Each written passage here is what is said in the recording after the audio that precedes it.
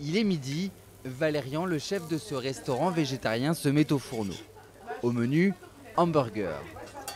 Mais attention, ce steak ne contient pas un seul morceau de viande. Il est obtenu grâce à un mélange de soja, froment et pois. Aujourd'hui, la viande, on ne sait pas ce qu'on mange. Un coup, on nous dit tiens, c'est du bœuf, et en fait, on se rend compte qu'il y a plein de conneries à l'intérieur. Donc là, au moins, je suis sûr de ce que je vais avoir à manger. Je retrouve ce petit goût de. Je sais pas, c'est un bœuf, tu sais, c'est un peu fumé, c'est bon, quoi. Du bœuf, du poulet, mais aussi du porc. Voilà pourquoi ce commerce s'est autoproclamé boucherie végétarienne. Un concept nouveau en France, mais déjà largement adopté aux Pays-Bas.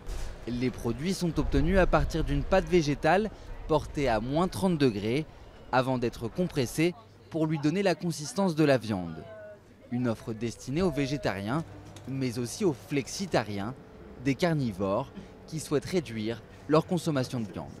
Si vous voulez, et c'est mon cas, en consommer une fois par quinzaine et le reste remplacé par des substituts de viande, c'est possible. Et si vous ne pouvez pas vous passer de la viande, au moins, réduisez la viande à 2 à 3 fois par semaine. Et déjà, vous aurez fait un effort immense pour réduire la production de gaz à effet de serre.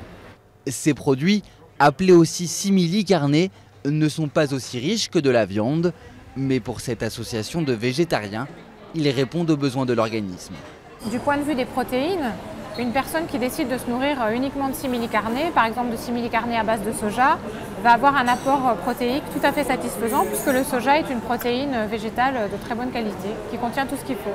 Certaines enseignes de la grande distribution commencent elles aussi à commercialiser cette viande 100% végétale. Le syndicat des bouchers de France n'a pas souhaité réagir au développement de cette nouvelle tendance. De son côté, le propriétaire de la boucherie végétarienne pense déjà à s'agrandir. En augmentant ses parts de marché, il espère être en mesure de baisser ses prix. Actuellement, son poulet végétal coûte environ le même prix qu'un bon poulet bio.